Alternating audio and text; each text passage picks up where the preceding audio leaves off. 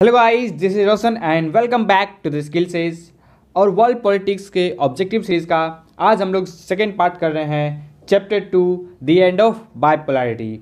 और चैप्टर 1 का PDF lecture सब अपलोड कर दिया जा चुका है। आप लोग में से बहुत लोग पूछ रहे थे कि नोट्स का पीडीएफ कहाँ पे मिलेगा, तो आप ये देखिए, ये हमारा टेलीग्राम चैनल है, इसको सब्सक्राइब कर लीजिए। लिंक डिस्क्रिप्शन बॉक्स में और कमेंट में पिन कर दिया जाएगा और यहीं पे आपको सारे लेक्चर का पीडीएफ मिल जाएगा। तो चलिए आज का लेक्चर स्टार्ट करते हैं।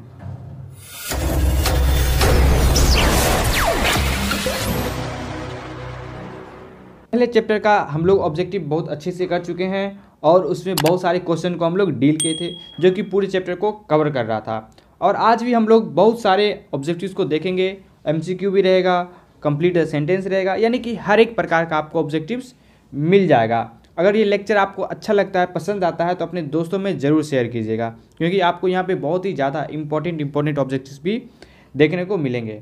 तो सबसे पहला क्वेश्चन आपका है कंप्लीट द सेंटेंस। तो बोल रहा है कि जो बर्लिन वार हुआ था, ठीक है, ये क्या सिंबलाइज कर रहा था? कैपिटलिस्ट और सोशलिस्ट के बीच में डिवीज़न, कैपिटलिस्ट और कम्युनिस्ट के बीच में डिवीज़न को डिपिक्ट कर रहा था, ठीक है।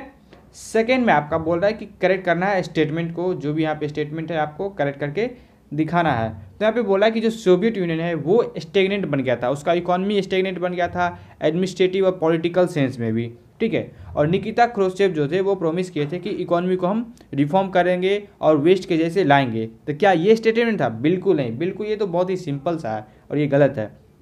मिखाइल गोर्बाचेव थे, वो कहे थे कि जो सोवियत यूनियन है वो स्टेगनेंट बन गया है पॉलिटिकल और इकोनॉमिकल और एडमिनिस्ट्रेटिव सेंस में, और इसको प्रॉमिस किए थे वो और रिफॉर्म लाए थे।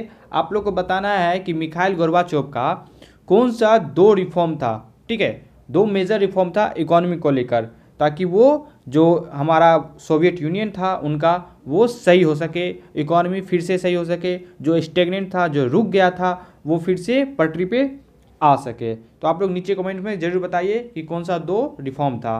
आपका ट्रू और फॉल्स, जो व्लादिमीर लेनिन थे, ठीक है, क्या वो फाउंडर थे बोल्शेविक कम्युनिस्ट पार्टी के? बिल्कुल सही है। यहाँ पे आपसे ऐसे भी पूछ सकता है कि who was the founder of Bolshevik communist party, तो आप लोग याद रखिएगा व्लादिमीर लेनिन। ओके, नेक्स्ट आपका मैच द फॉलोइंग। तो वार्सो पैक्ट का क्या हो जाएगा? मिलिट्री पैक्ट, ठीक है। वार्सो पैक्ट क्या था? एक मिलिट्री पैक्ट था। शॉक थेरेपी क्या हो जाएगा आपका? इकोनॉमिक मॉडल, जो कि एकदम ड्रास्टिक चेंज आया था कहाँ पे? सोवियत सिस्टम में, सोवियत यूनियन में। थर्ड आपका है सेजेक्स एंड स्लोवेक्स, तो ये दोनों टूट गया था कहाँ से? चेकोस्लोवाकिया से। ये पीसफुल हुआ था, ठीक है, एकदम आराम से, और इसमें कोई भी कन्फ्लिक्ट इशूज़ नहीं दिखा था जो कि सोवियत यूनियन में पूरा चल रहा था। और लास्ट आपका डिसइंटीग्रेशन ऑफ सोवियत यूनियन, तो इसका क्या हो जाएगा? ए हो जाएगा एंड ऑफ कम्युनिज्म। तो इस तरह से मैच ऑफ द फॉलोइंग आप कंप्लीट कर सकते हैं। नेक्स्ट है कि आपका क्या सा आइडियोलॉजी था सोवियत सिस्टम में? तो ये सोशलिस्ट आइडियोलॉजी था, और सोशलिस्ट एंड कम्युनिज्म भी आप लोग लिख सकते हैं। सो यह बहुत कि सोशलिस्ट था वो कब आया था? तो ये याद रखिएगा, जो सोवियत सोशलिस्ट का जो रिवोल्यूशन हुआ था 1970 में, आप लोग को बताना है कि कौन सा रिवोल्यूशन हुआ था 1970 में सोवियत रिपब्लिक को लेकर। कौन सा पार्टी जो था जो पूरे 70-72 साल तक रूल किया था सोवियत सिस्टम में, तो वो कौन सा? कम्युनिस्ट पार्टी था, ठीक है। What kind of economy was USSR? USSR का कैसा इकोनॉमी था? प्लान्ड एंड कंट्रोल्ड इकोनॉमी था, जो कम्युनिज्म में दिखता है, जो कॉमन होता है कम्युनिज्म में, ठीक है। अब पूछ रहा है कि which of the following was not given primacy by makers of USSR.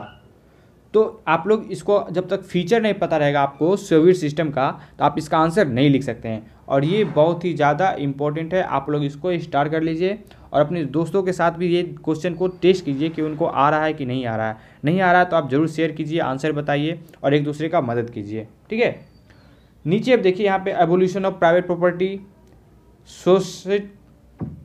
Society based on the principle of equality, no opposition party be allowed, no state control over economy. तो ये चीज़ है जो इम्पोर्टेंस नहीं दिया गया था, no state control over economy. तो इसके लिए आपको बुक को लाइन बाय लाइन पढ़ना पड़ेगा, किसी तरह का भी क्वेश्चन पूछा जा सकता है। नेक्स्ट है आपका what was the chief priority of state according to Soviet system.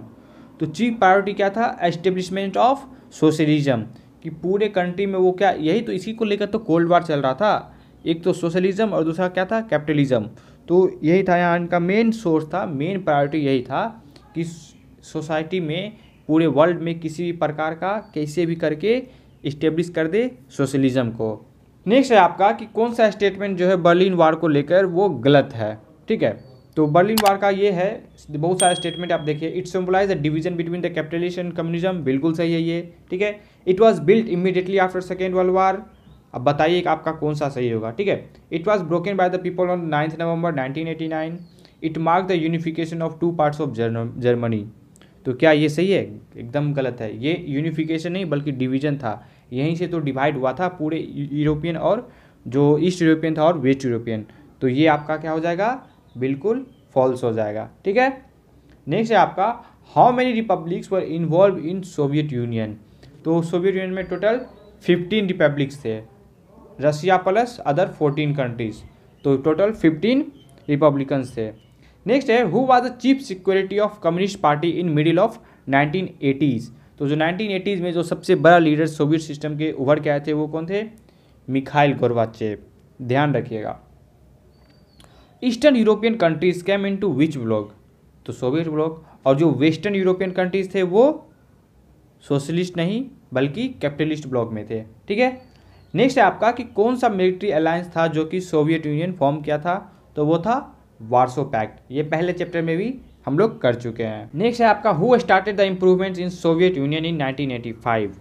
तो इम्प्रूवमेंट के लिए रिफॉर्म लाए थे मिखाइल गोर्बाचेव, आप लोग अच्छे से इसको ध्यान रखना है। और 2 रिफॉर्म लाए थे, आपको बताना है। ठीक है, when was the wall of Berlin broken. तो ये 9 नवंबर 1989 को ब्रोक कर दिया गया था।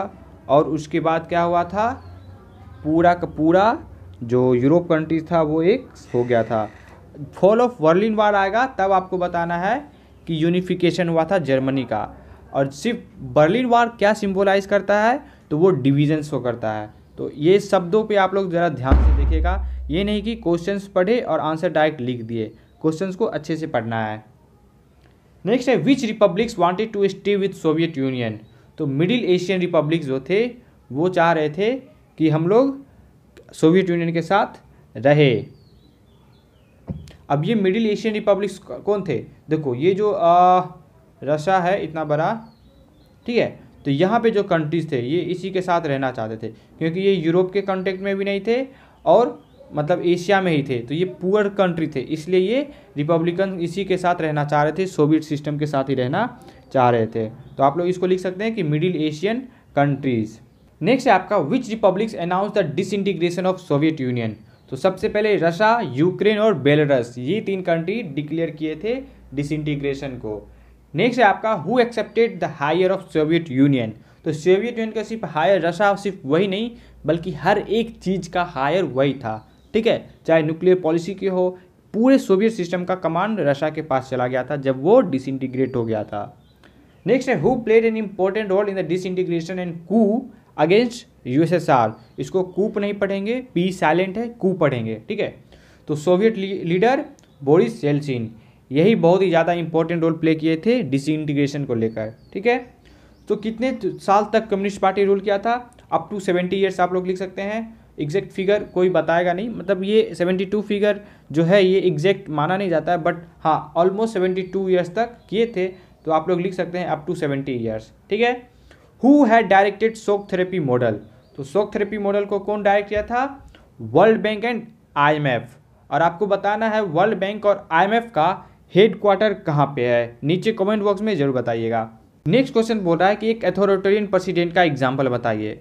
तो एक अथॉरिटेरियन प्रेसिडेंट उस टाइम में सोवियत सिस्टम में उज्बेकिस्तान के थे, जो आपका बहुत ही सुंदर सा बुक में लिखा हुआ है कि वो अपने आप को अपॉइंट कर लेते हैं पावर में। पहले 10 साल के लिए तो अपॉइंट करता ही है, यानी कि सोच लो 5 ईयर्स का टर्म्स होता है ना, तो पहले ही 10 साल के लिए अपने आप को अपॉइंट कर लेता है और अगेन अपने टर्म्स को अगले 10 साल के लिए बढ़ा देता है। तो ये सबसे ज़्यादा अथॉरिटेरियन प्रेसिडेंट आए थे सोवियत सिस्टम में, और आपको ये बोर्ड्स में इंपॉर्टेंट हो जाता है, आप इसको स्टार मार्क कर लीजिए और आप बताइए कि ये क्वेश्चन का आंसर आपको आ रहा था या नहीं आ रहा था।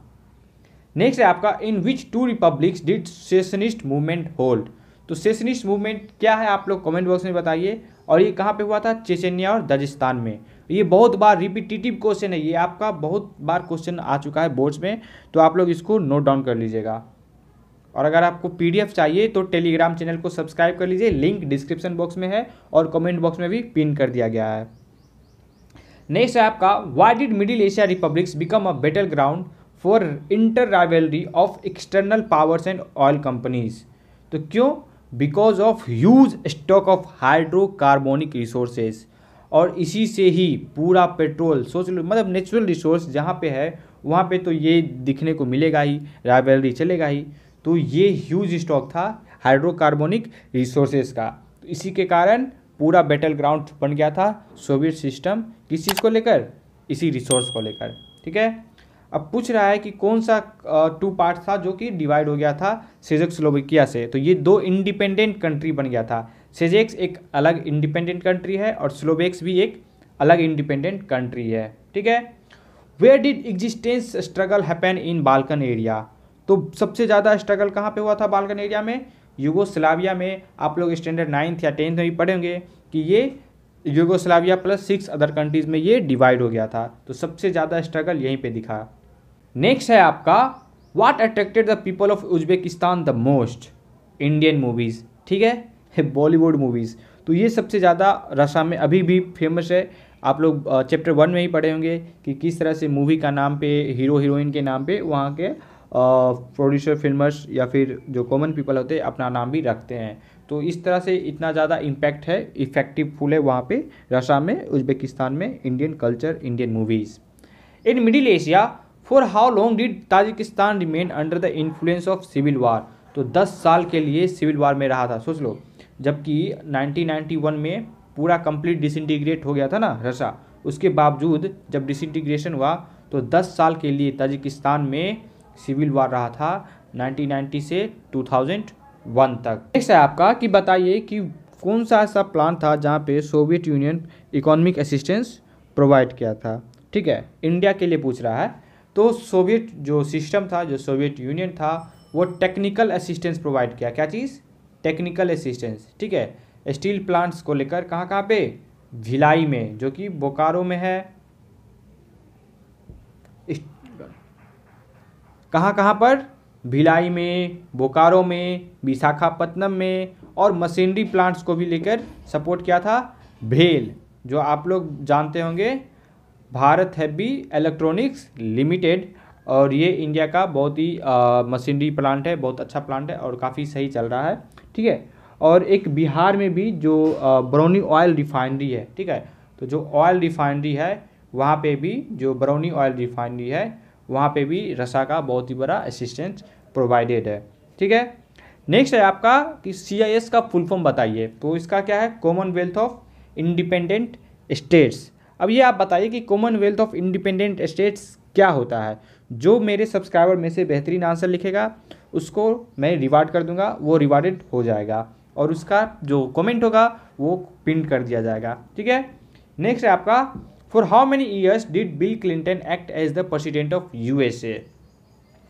तो बिल क्लिंटन जो थे वो प्रेसिडेंट रहे थे USA के 8 साल के लिए, यानी कि कंटिन्यू 2 टर्म्स के लिए, और वो डेमोक्रेटिक पार्टी से बिलोंग करते थे। ठीक है, अब आपका है कि बताइए कि जो मेजर ऑयल प्रोड्यूसिंग स्टेट्स जो थे सोवियत सिस्टम से कौन थे। ठीक है, जो USSR था, 2 मेजर रिपब्लिक बताइए जो कि ऑयल प्रोड्यूस करता था। तो कजाकिस्तान और अजरबैजान। रशा तो है ही और साथ में ये भी है। ठीक है, आप लोग ध्यान रखिएगा। लास्ट क्वेश्चन आपका है कि आप क्या समझते हैं लार्जेस्ट ग्रास सेल से। तो ये आपका बहुत ही इंपॉर्टेंट क्वेश्चन है। ये कहीं ना कहीं हर बार छिपा छिपाया कोई भी क्वेश्चन में आ जाता है। तो आपको 1 मार्क्स में आ सकता है, 2 मार्क्स में आ सकता है, और 4 मार्क्स के क्वेश्चन में भी ये पॉइंट आपको लिखने को मिल सकता है। ठीक है, तो ये बहुत इंपॉर्टेंट हो जाता है। तो लार्जेस्ट ग्रास सेल क्या था, इसको अच्छे से देखते हैं कि हुआ क्या था कि रशा में जो स्टेट कंट्रोल इंडस्ट्री कॉम्प्लेक्स था वो कोलैप्स कर गया। ठीक है, क्योंकि शॉक थेरेपी जो हुआ था, और लगभग 90% ठीक है जो इंडस्ट्रीज थे वो सेल के लिए रख दिए गए, और किसको? प्राइवेट इंडिविजुअल के हाथों में। अब जैसे ही प्राइवेट इंडिविजुअल के हाथों में गया तो क्या हुआ कि जो रीस्ट्रक्चरिंग था वो अच्छे से हो नहीं पाया, वो मार्केट फोर्स के द्वारा अच्छे से मतलब हो नहीं पाया जिस तरह से होना चाहिए, और गवर्नमेंट कुछ मतलब खास नोट नहीं की थी, और जो इंडस्ट्रियल पॉलिसी था वो पूरी तरह से बर्बाद हो गया था। और इस प्रकार क्या हुआ कि जो रिस्ट्रक्चरिंग प्रोसेस था वो कहीं ना कहीं मतलब कंट्रोल नहीं हो पाया, और प्राइवेट इंडिविजुअल के कारण क्या हुआ कि जो भी इंडस्ट्रीज़ थे वो ब्लैक में बिकने लगा, और जो वैल्यूएबल इंडस्ट्रीज थे वो भी अंडर वैल्यूड करके थ्रू अवे प्राइसेस में बेच दिया गया। यानी कि बस पैसे के लालच में इंडस्ट्रीज़ को जो जो बोली लगाया एकदम जल्द से जल्द बेच दिया गया, क्योंकि अब सोशलिज्म था ना उस टाइम, कोई किसी के पास था नहीं, एक ग्रुप था, तो वहाँ पे जिसको जो मिला वो बेचते चला गया, और बढ़िया बढ़िया इंडस्ट्रीज़ भी अंडर वैल्यूड करके बेच दिया गया, और ऐसा लगभग 90% इंडस्ट्रीज़ को सेल कर दिया गया था, और इसी चीज़ को बोलते हैं largest gross sale in the history. ठीक है, तो आपसे ये क्वेश्चन आपसे पूछ सकता है। और इसके साथ आज का लेक्चर का इस सीरीज़ का सेकेंड पार्ट भी समाप्त होता है। आप लोग नीचे कमेंट बॉक्स में बताइए कि क्या इंपॉर्टेंट क्वेश्चन छूट गया है। अगर कुछ इंपॉर्टेंट क्वेश्चन आप लोग पॉइंट आउट कीजिएगा और उसको कमेंट बॉक्स में लिखिएगा, तो आपके साथी को और इस चैनल्स के सब्सक्राइबर्स को, व्यूअर्स को भी काफ़ी मदद मिलेगा। सो गाइस, इसी चीज़ के साथ आज का लेक्चर समाप्त करते हैं। Thank you for watching my video. This is Roshan signing off.